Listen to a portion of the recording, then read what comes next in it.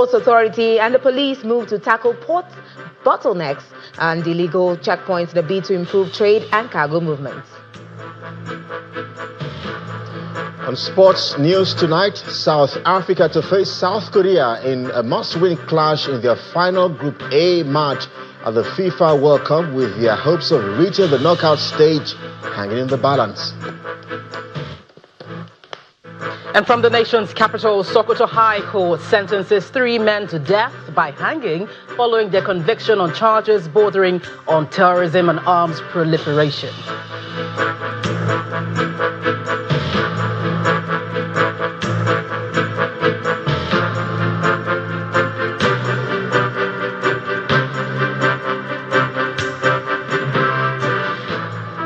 We start off from the National Assembly, where the Senate has passed a constitutional amendment bill seeking to establish state police services across the Federation, to a report submitted by the Committee on Constitution Review. The 6th alteration bill amended the Constitution of the Federal Republic of Nigeria was approved during consideration at the Committee of the Whole following voting by members. However, one lawmaker voted against the bill, subsequently exiting the chamber in protest. Our National Assembly correspondent, Gloria Mizuki, reports. As lawmakers returned for plenary, the proposal for state police re-emerged as the central issue on the agenda. Do solemnly swear that I will be faithful. The Senate President begins with the swearing-in of 4 new senators following the recent by-elections conducted by INEC. Governor Lucky Aiyedatiwa of Ondo State was among dignitaries present to witness the ceremony. Moments after, attention shifts to the state police bill, with lawmakers voting to exclude governors from witnessing the proceedings from inside the chamber. The 3 governors of Ondo, Ogun, and Kaduna states are subsequently allowed to stay and observe. Plus means yes, affirmation. 0 means abstain. The test run is indicative of a system's dysfunction, prompting the Senate's leader to move a motion for manual voting. Of some of our colleagues whose machines are not working. I am moving that we give every distinguished senator to answer his or her father's name by doing manual voting. The bill is considered after the Senate's leader presents the general principles as well as the submission of the report by the Deputy Senate President. The report of the Committee on Constitutional Review on the Constitution of the Federal Republic of Nigeria Alteration Bill 2026 SB 1055. I so move. Flag of the Senate.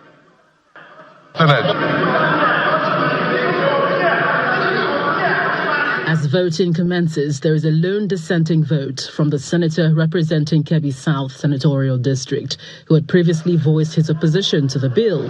The senator subsequently exited the chamber. The bill subsequently scales 2nd and 3rd reading after a clause-by-clause consideration and a broad backing by lawmakers. Be counting, count people to hear you. Count.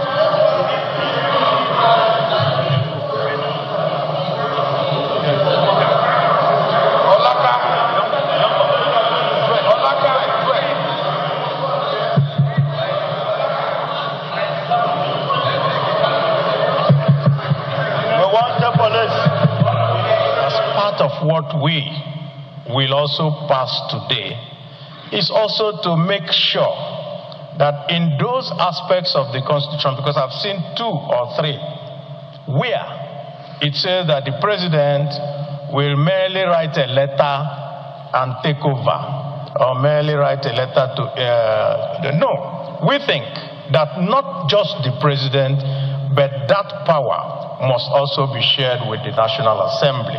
What we are merely doing now is to see that all this pseudo state police that is created across the nooks and crannies of the country metamorphose into state police. A key provision of the bill empowers state governors to appoint commissioners of police for their respective states, subject to confirmation by state houses of assembly.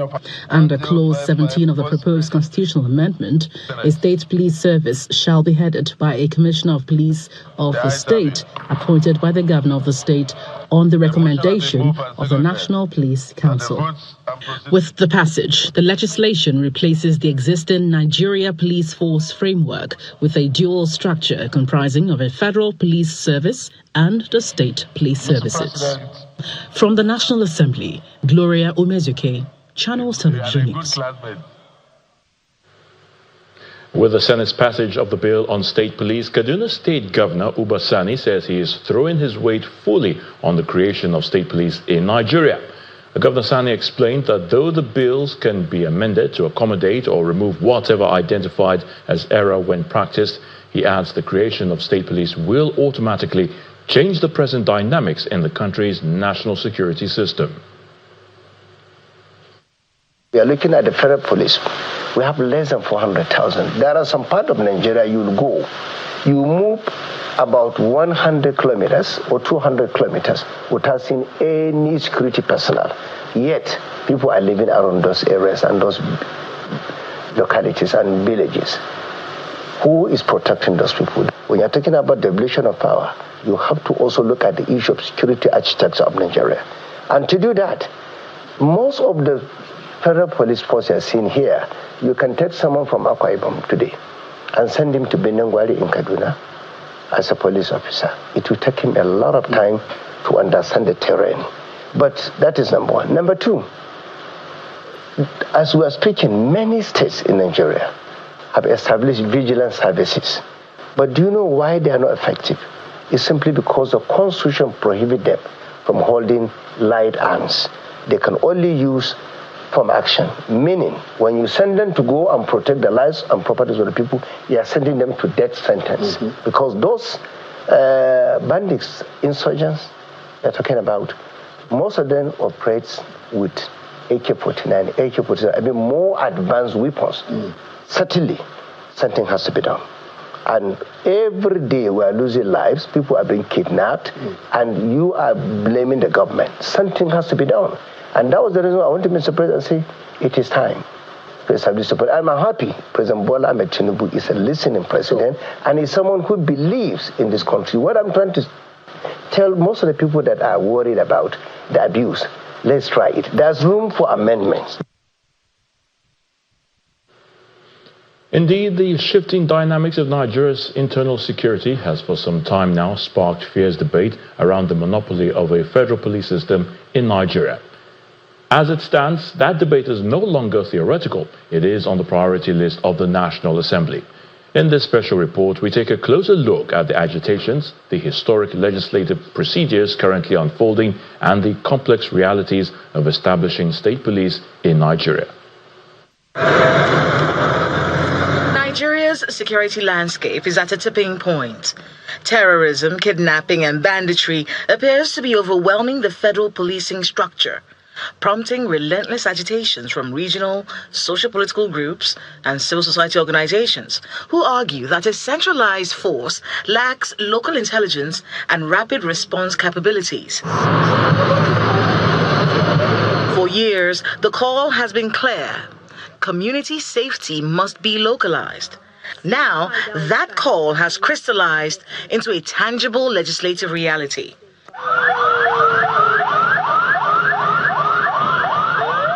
In the early 1900s, the Northern and Southern Nigeria Protectorates were formally established. The Northern Nigeria Police was created from part of the Royal Niger Company Constabulary, while the portion of the Niger Coast Constabulary became the Southern Nigeria Police, laying the groundwork for organized policing across the regions.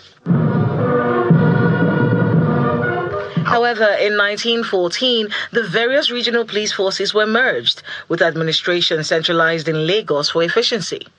By the 1960s, during the First Republic, these forces were first regionalized and later fully nationalized. Amid rising security challenges, the call for state police resurfaced, with President Bola Tinubu leading the push. What are we asked for tonight is for you to start thinking how best to amend the Constitution to incorporate the state police. State police gains momentum as the Minister of Information expresses confidence that Nigeria is ready for its implementation. It is the desire of President Bola Ahmed Tinubu to see that once the legal framework, once the backing of the National Assembly is sought, that all states have state police. Determined to bring President Bola Tinubu's vision to life, the Inspector General of Police inaugurated an 8-member committee on state police. This committee on state police we are inaugurating today has a critical responsibility. Your work will help shape the framework through which state policing may operate in Nigeria in a manner that strengthens rather than fragments our national security system. However, some security experts voiced their opposition to the establishment of state police, challenging the views of its proponents. The lack of funding. Will state police cure lack of uniform that you don't provide for them? Will state police cure lack of vehicles? Will state police cure yes, for police you can just bring all the talks and give them uniform and all that. It is to remove the federal, so that it means subsequently there will be police at the federal level, at the state level, and possibly at the local government level. Are we ready yet? No, I don't think we're ready. There are risks associated with this plan to have state police. Some Nigerians also voiced their opinion on the proposed establishment of state police. Is it that anytime we have a challenge, we think of it we just keep creating institutions? In a landmark legislative move, the House of Representatives passed the State Police Establishment Bill in an overwhelming 289-4 vote.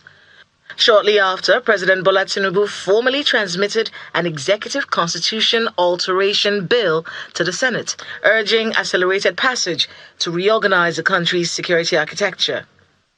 The governors have bought into it that there is the need for state police. So we are here to announce to Nigerians that hope is coming. As the National Assembly finalizes its legislative framework, the journey is far from over by constitutional mandate, as it must secure the backing of at least 2/3 of the 36 state houses of assembly, meaning 24 states must vote in favor before it can be transmitted to the president for assent. In part 2 after the break, Federal High Court in Kaduna adjourns ruling on the bail applications of former Governor Nasir El-Rufai and co-defendant Jimmy Lawal until July the 1st, 2026. Please stay with us.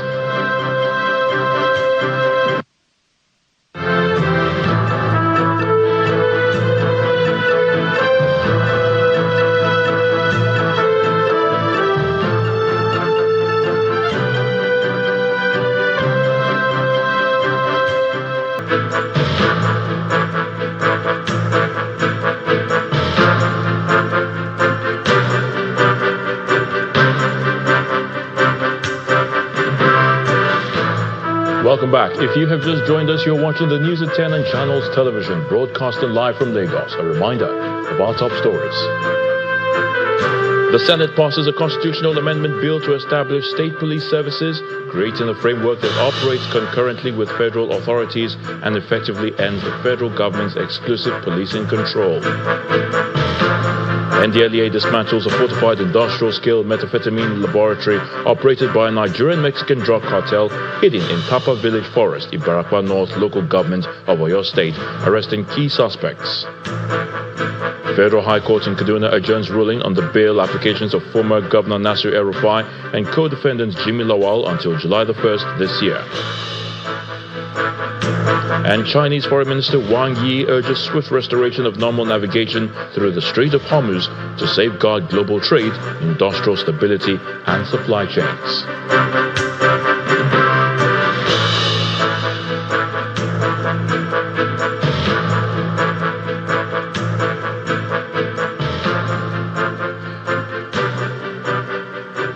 The National Drug Law Enforcement Agency, the NDLEA, has uncovered and dismantled an industrial-scale methamphetamine laboratory hidden in a forest in Ibarakwa North local government area of Oyo State.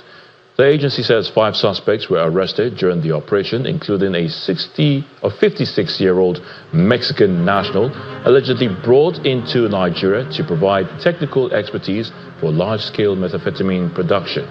Speaking at a press briefing in Abuja, Director of Media and Advocacy of the agency, Mr. Femi Babafemi, says large quantities of chemicals, precursor substances, and industrial equipment used in the manufacture of the drugs were recovered from the site. He says the discovery comes barely 4 weeks after another major methamphetamine laboratory was dismantled in Ogun State, also in southwest Nigeria.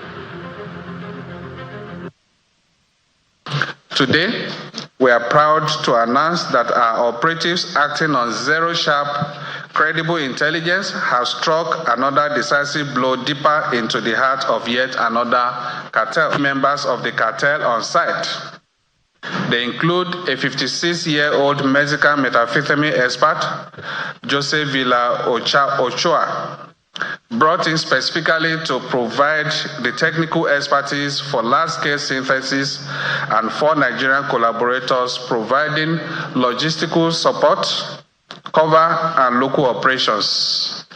They are Maxwell Uche Nevo, a 30-year-old, Olatunji Yusuf, 37, Bankole Akim Owolabi, 45, and Ganiu Monsiu, 43.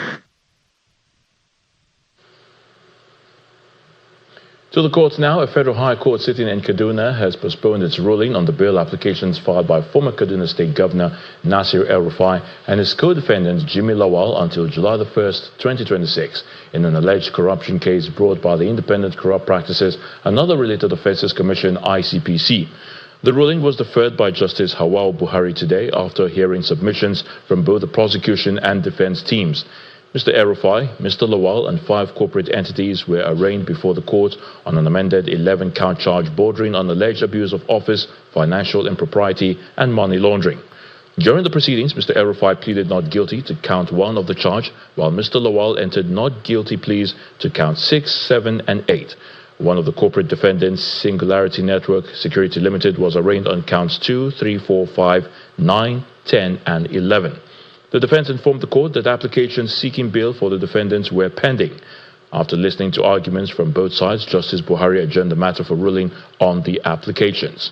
Earlier on the same day, Mr. El-Rufai appeared before a Kaduna State High Court presided over by Justice Darius Kobo in a separate case also instituted by the ICPC.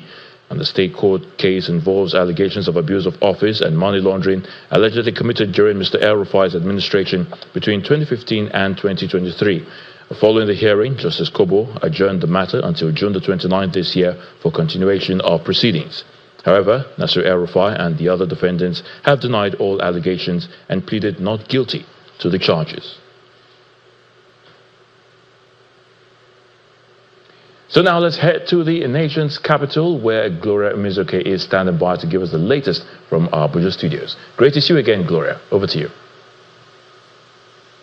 Same here. Thank you, Ayo. Well, still at the courts, a high court sitting in Sokoto State has sentenced 3 men, including a foreign national, to death by hanging following their conviction on charges bordering on terrorism and arms proliferation. The convicts, Yusuf Mohammed, also known as Salahu, a Nigerian, Jabi Alhaji Yale, and Kabiru Mohammed, were apprehended on June 13, 2025 by the Department of State Services Counter-Terrorism Unit in connection with cross-border criminal activities bordering on arms trafficking and terrorism.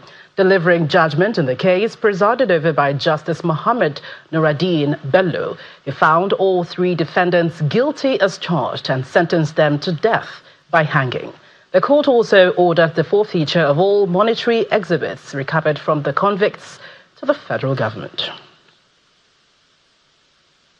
Staying with the courts, and Justice Mohammed Umar of the Federal High Court, Abuja, has fixed June the 30th for the ruling on a motion filed by the presidential candidate of African Action Congress, Omoyele Sowore, seeking to vacate an order for his bail revocation.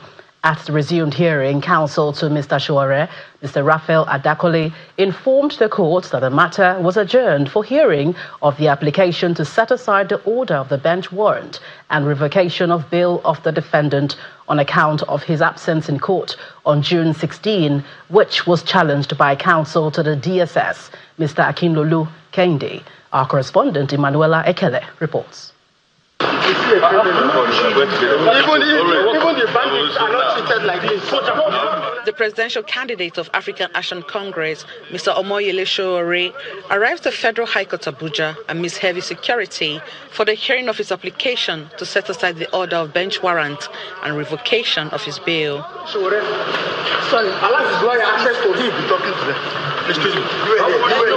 Excuse me. Don't push me. Let him go. What's the meaning of this? Please go back. What is the meaning of this? Don't push me like that. His supporters are also present, though at the lobby leading to the courtroom. In the courtroom, Mr. Sowore converses with his lawyers ahead of the matter.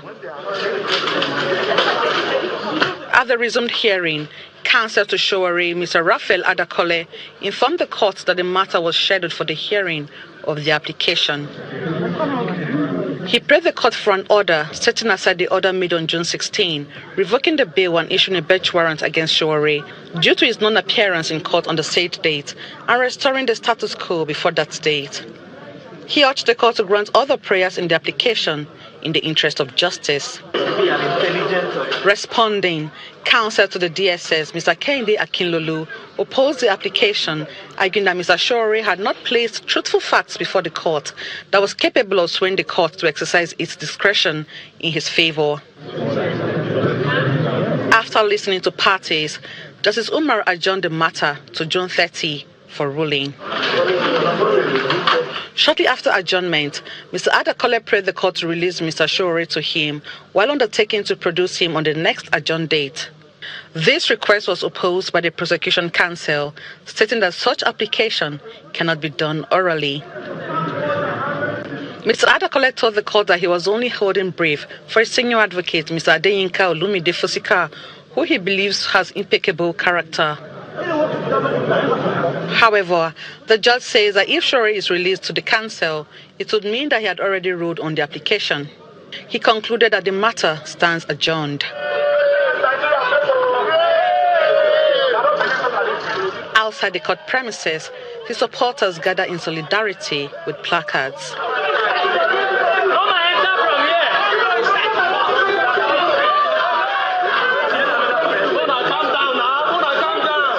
The DSS is prosecuting Mr. Sowore for allegedly making false claims against President Bola Tinubu in the social media. Emanuela Ekele, Channels Television News. In health news, the coordinating Minister of Health and Social Welfare, Professor Mohammed Pate, has described the Ibom International Hospital and Ibom Medical City projects as major milestones in the development of the country's healthcare sector. Speaking as special guest of honor at the unveiling and groundbreaking of the project in Uyo, the Akwa Ibom state capital, Professor Pate said the projects represented bold investments capable of reshaping healthcare delivery in Nigeria while positioning Akwa Ibom state as a destination for advanced medical services and medical tourism. Thank you for your support. Governor Umar Eno of Akwa Ibom State leads the coordinating Minister of Health and Social Welfare, Professor Mohammed Pate, to the official unveiling ceremony for the 350-bed Ibom International Hospital and Ibom Medical City project. Ibom Medical City project. The project is considered as a major milestone in Nigeria's drive to strengthen healthcare delivery and position the country as a regional medical hub. If you build this medical city as you have started to do, with Ibom Air, with the airport that you have, with the ecosystem that you have put together, not only will you provide world-class services for your citizens or for citizens of the South-South, the entire country, domestic medical tourists will come, regional medical tourists will come. And don't be surprised if people from Europe and other places also come to get quality medical care in Akwa Ibom. And with our diasporans, I can assure you they will be willing to explore how they can also partner.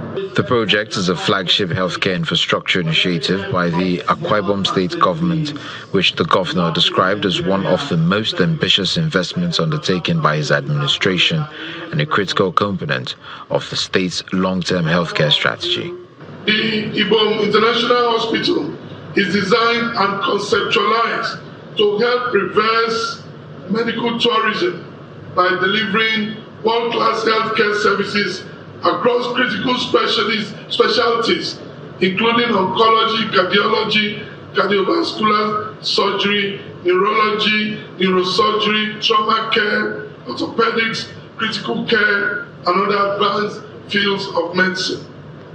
But first, permit me to thank Mr. President Bola Ahmed Tinubu, GCFR, for making it possible for us to have this facility in Akwa Ibom by releasing funds to subnationals to execute gigantic projects such as this. The Ibom Medical City project is designed as a multifaceted healthcare ecosystem featuring a 350-bed international hospital, 100-unit medical residences, an integrated healthcare and specialist care network, a medical research, innovation and training hub, a pharmaceutical and life sciences cluster, as well as a digital health, wellness and rehabilitation facilities. Still ahead on the news at 10, the Nigerian Ports Authority and the police moved to tackle port bottlenecks and illegal checkpoints in a bid to improve trade and cargo movement. That's in business news. Please join us again.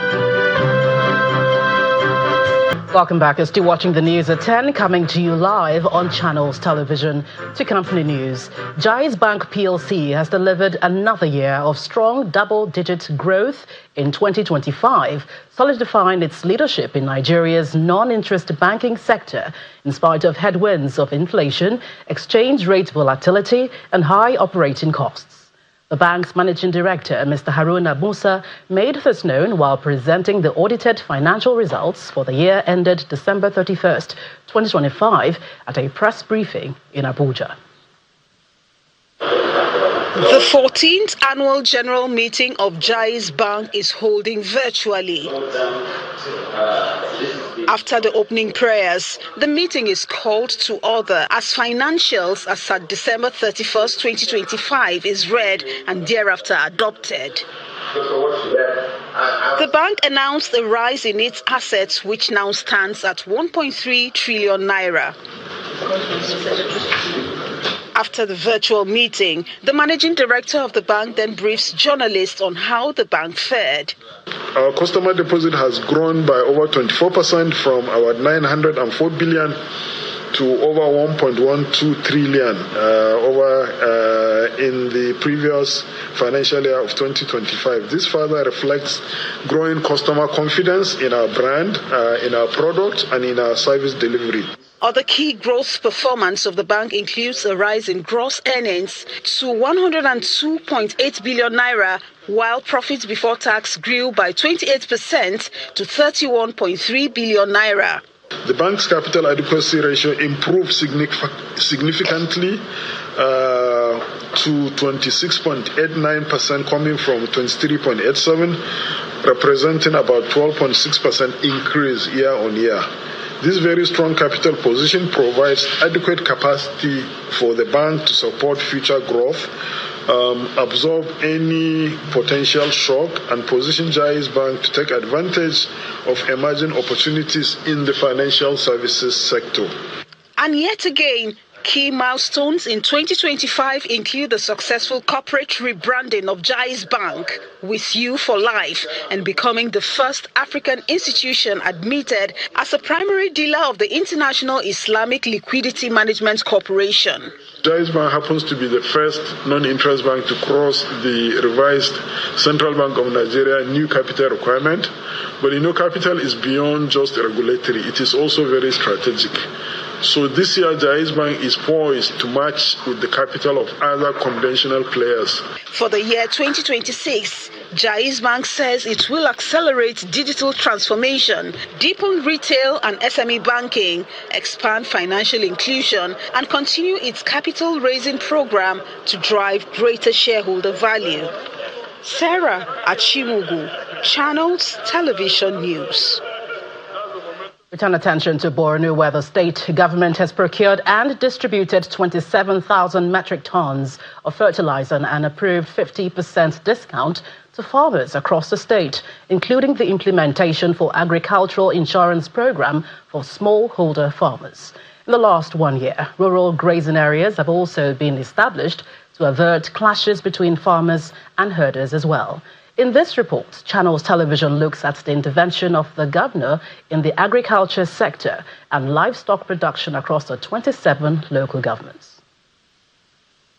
About 27,000 metric tons of fertilizer were procured and distributed alongside other farming implements to 40,000 farmers by the Borno state government, as well as implemented federal government's Presidential Food System Coordinating Unit.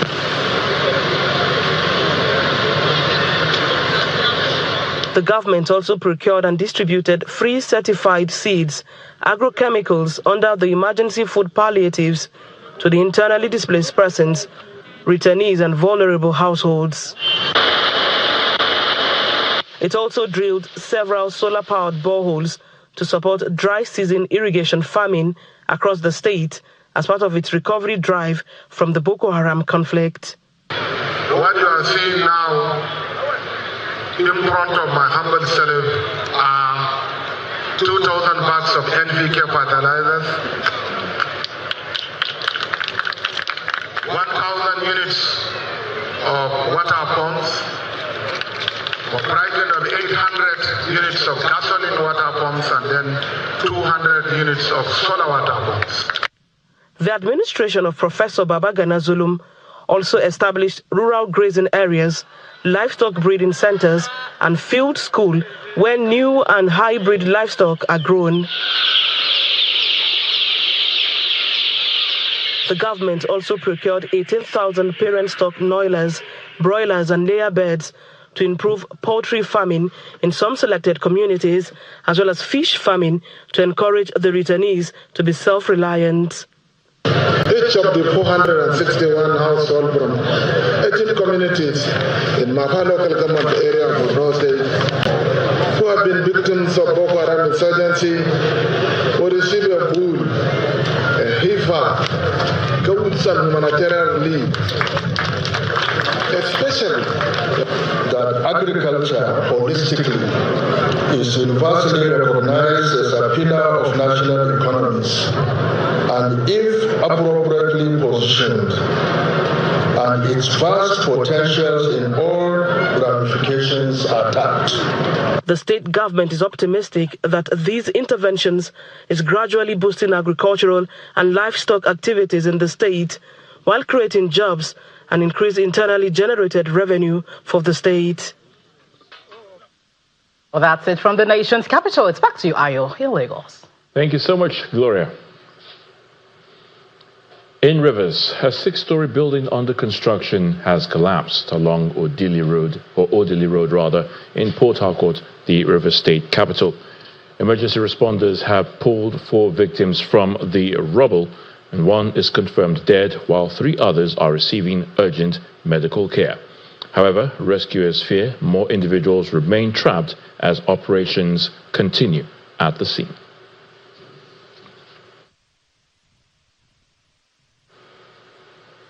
Will Bong is right here to give us the latest on the world of business. Will?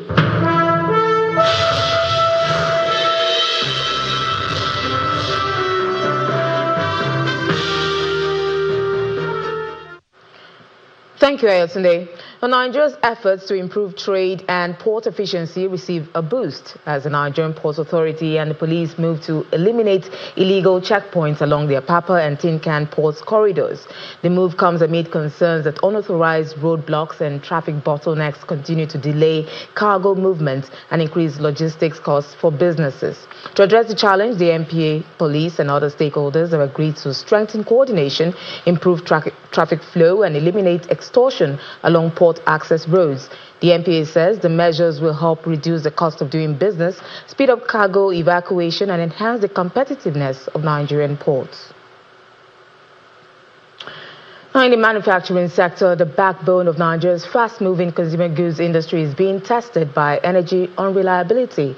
And this is according to one of the country's major diversified manufacturing and distribution conglomerates, Bunsen's. Now, speaking on our Business Morning program, the CEO of the over 160-year-old company, Narendra Nakagar, says the call for improved power supply to help fast-track the industry's growth within a short period of time. Has been the major challenge for any major industry to come into this country. I think two factors. One is power and one is the road infrastructure. If these two things are improved, or even if the industry sees that there is a positive effort in that direction, it will change a lot of things, and probably the flow or the inflow will improve. Today, power is a bottleneck, because if you have to put up a factory or a manufacturing setup which is of a large size, you would have to generate your own power, which becomes a bottleneck, because that adds up to your production cost, and that makes it incompetent for you to work in this, at least in the neighboring countries. With what is going on and in terms of investments coming in, I see these numbers growing phenomenally in the next at least 2 to 3 years. And that would be a very positive indication to the world that Nigeria is open for business, and we would be in a better position if we are able to talk maybe 2 to 3 years from now. Now, there's a bloodbath at the domestic stock market today as the index fell over 2%, wiping 2 days of gains as investors sold off industrial giants. Ladi Williams tells us more.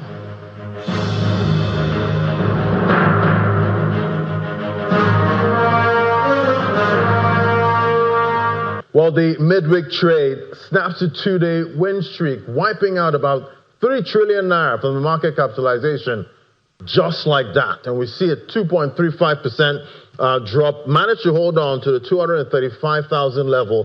That's for the all-share index. And, definitely value of trades dipped about 46%, volume about 13% lower compared to yesterday. So a big decline on low volume may indicate that only a small group of investors are selling aggressively, while the majority are staying on the sidelines. And for the losers chart now, we see it happen because 2 industrial heavyweights, they dipped today. Dangote Cement with 16 trillion naira market cap, Boa Cement 11 trillion naira market cap, closing down 10% today. And we also see Gary Good there. That's in power, down 10%. Putting the bulls on pause.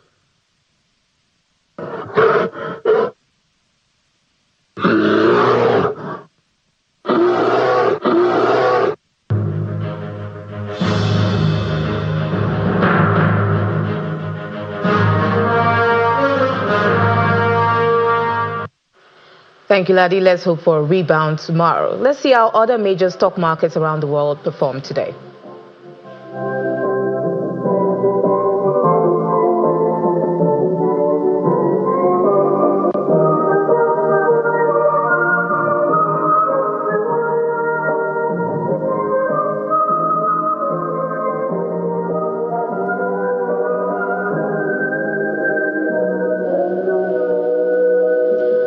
And that's business news. I am Will Ibangis. Back to you today.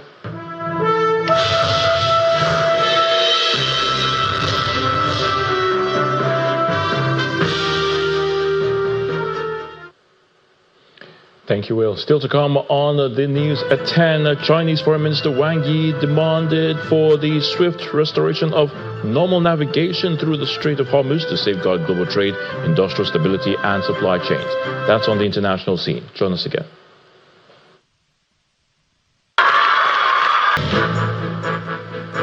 Welcome back. Let's now join Simon Pusey, who's standing by from our London studio to give us the latest international news in around the world in 5. Good evening and welcome to the channel's studios here in London with your international news around the world in 5. Every second this war continues, the costs to the American people go up. And this is the 10th time Democrats have forced Republicans to vote on a war powers resolution to end the war. The Republican-controlled U.S. Senate has approved a measure demanding that President Donald Trump halt the war in Iran or seek congressional approval before continuing military action. But the resolution is largely symbolic because even after passing both chambers of Congress, it will not be sent to Donald Trump for his consideration and does not carry the force of the law. A handful of Republicans joined Democrats in the 50-48 vote. It came as Republicans in Congress have expressed skepticism about a peace plan Trump agreed with Iran as the unpopular conflict approaches its 5th month. Mr. Trump criticized the resolution, calling it poorly timed and meaningless. Estimated $100 billion spent today. 13 service members lost their lives. Over 360 people have been injured. That doesn't include the collateral and physical damage of our partners. If all we do is get back to the JCPOA, that would be an absolute catastrophe, in my opinion. I expect a much higher return than just getting back to where we were with different language. The UN's International Maritime Organization is set to evacuate more than 11,000 sailors who have been stranded in the Gulf because of the war against Iran. The International Maritime Organization Secretary General said the large-scale operation would be carried out in cooperation with Iran, Oman, the US and other coastal states in the region and the maritime industry. An interim deal was signed last week to end the conflict, but both the US and Iran have continued to clash on details of the Memorandum of Understanding. A Ukrainian air attack on Russian-occupied Crimea has knocked out power in its largest city, Sevastopol. Ukraine says its drones struck the city's main power station overnight. Sevastopol's governor warned some areas would be left without power until Wednesday evening. Kyiv has been intensifying attacks on power facilities in areas held by Russia to damage oil revenues and to try to force President Putin to the negotiating table. The port of Sevastopol is an important logistical and strategic location. Kenyan prosecutors say they are preparing to charge several students with the murder of their schoolmates following a suspected school arson attack last month. 16 pupils aged between 15 and 18 died and dozens more were injured when a fire broke out in a dormitory at Utumishi Girls' School in Gilgil, about 120 kilometers northwest of the capital Nairobi.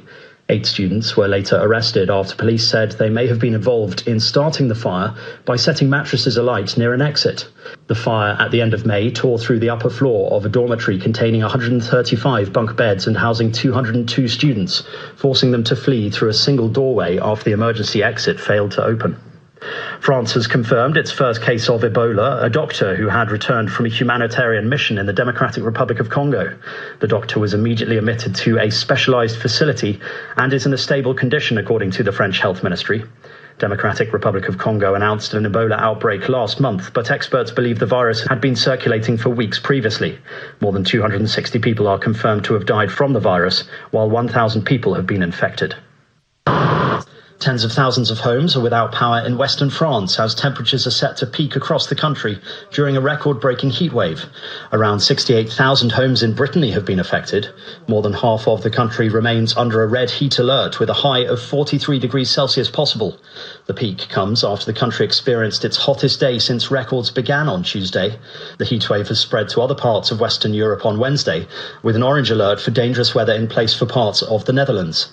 A rare red heat alert is in place for parts of the UK, where temperatures could hit 38 degrees on Thursday. A German Lego fan has turned 65,000 bricks into the world's largest Lego sausage, a bratwurst in a bun, complete with a squiggle of mustard stretching more than 6.5 feet. Tommy Schmidt from the bratwurst heartland of Thuringia spent the best part of a year on the build, inspired by a local sausage maker. And a Texas neighborhood has been told to stay indoors and seal the windows after an 18-wheel truck carrying 406 beehives overturned near the Louisiana border, releasing an estimated 2 million honeybees. Emergency crews and local beekeepers pulled on their suits and waded into the swarms to round up the insects.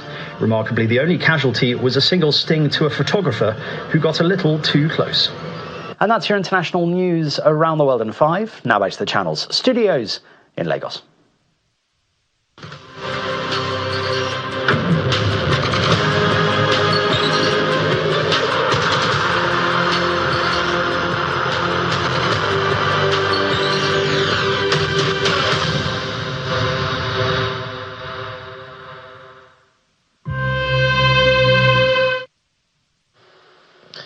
Many thanks indeed, Simon. Here in the world of sports, Ruben Vargas and Johan Mazambi fired Switzerland to top spots in World Cup Group B with a 2-1 win over Canada. Vargas and Mazambi's second half strikes were enough to ensure the Swiss finished on 7 points, while Canada finished in second place, 3 points behind Switzerland, but reached the last 32 for the first time in their history. In the other game, Bosnia and Herzegovina wrapped up third in Group B thanks to a 3-1 win over Qatar and will face an anxious wait to see if their 4 points are enough to extend their stay at the World Cup. South Africa head coach Hugo Broos has issued a clear and uncompromising message ahead of their decisive Group A clash against South Korea, insisting that victory is the only option if they are to keep their historic knockout stage hopes alive. They head into the match knowing that only a win will be enough to secure qualification. The 74-year-old Belgian emphasized that reaching the next stage would represent a historic milestone for the country, who have never progressed beyond the group stage.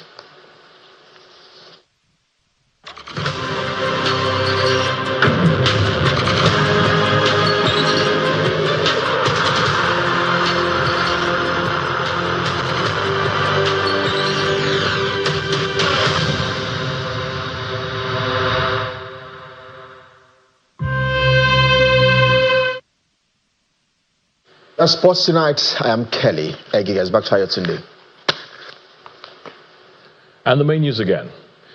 The Senate has passed a constitutional amendment bill to establish state police services, creating a framework that operates concurrently with federal authorities and effectively ends the federal government's exclusive policing control. And the NDLEA has dismantled a fortified industrial-scale methamphetamine laboratory operated by a Nigerian-Mexican drug cartel hidden in Tapa Village Forest, Ibarakwa North Local Government of Oyo State, arresting key suspects. And that's the news at 10 tonight. Thank you so much for watching. I'm Ayo Tunde Balogun, and do have a good night.